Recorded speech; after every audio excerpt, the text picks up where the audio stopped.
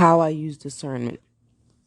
Okay, so for me, the way I use discernment, well, first let's define discernment.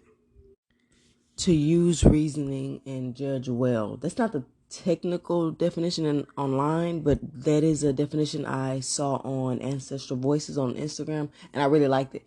And so, to me, what I do, especially within the spiritual community and in a new age spiritual, movement that's kind of revolving around self improvement, and I try to recognize the difference between perception, how I perceive a situation, and I regulate or balance that by looking at what are the fundamentals, what is the foundation of what I'm trying to get to. And basically, for example, say I'm giving advice to a young woman, and she's saying like something about her dude and not being faithful. Now, I can say, or just saying something about like her relationship and like how she's not happy, and or she feels like it's toxic or this and that, and yada yada yada. They argue and this and that. I could jump off and use my perception. Okay, how can I say this? I can bring my own projections and my own experiences into the equation and be like, we all have filters, we all have biases, and that's okay to bring them in because your story and your relatability is why this person is coming to you. But keep it in check too, and know that every reason isn't the same reason. Like I can say, oh, your relationship is toxic because spiritually, he's not elevated on your level, or you guys on a different ascension path. It could be, I could just say anything. I'm just trying to, it could be anything.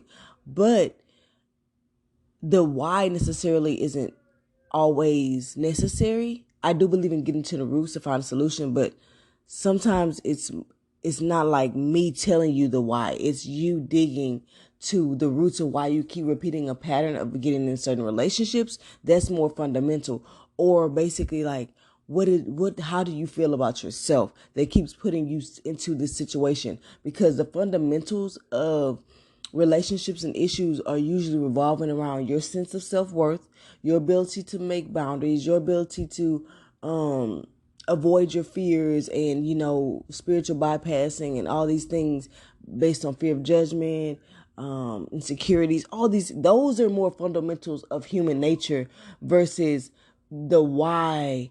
You know what I'm saying? Like my perception or my own experiences being put into that equation. It may not necessarily be the reason why that's happening. So I kind of have to guide that person and lead them into their own epiphanies and aha moments, or their own divine intuition of why they keep repeating the cycle. And I can help guide them to that point. And based on the commonality amongst humans, we are very similar in nature because we have all been conditioned and programmed in a lot of the same similar ways.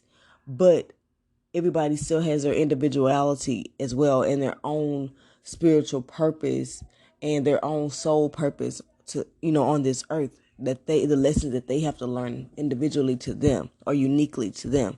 So that is how I use discernment. I try to come back to what is the goal.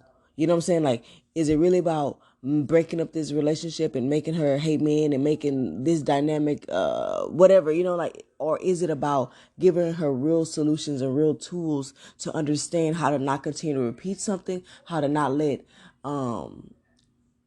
narratives be played into her mind, allowing her to get manipulated into situations that based off of her insecurities or her, her self-esteem or vacant esteem, just different things. Like those are more generalized ideas. And to me, I think it's more of a positive psychology or more of a life coaching perspective versus the kind of labeling and defining and judging version of psychology that to me is rooted in a lot of Eurocentric standards, racism, white supremacy, inhumane type of things, that was a means of control. At the end of the day, we do have to understand that psychology has been around.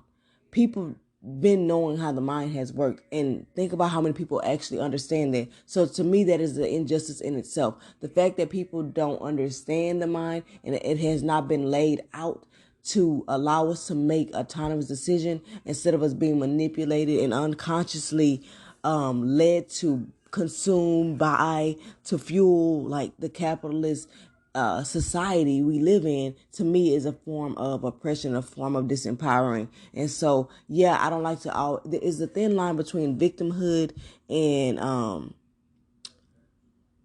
reality. And so, yeah, there are systems at play, but the way I get past it is like, okay, these are the systems, but my goal is to learn it, get in the driver's seat, stay ready so I ain't got to get ready, prove all that stuff wrong.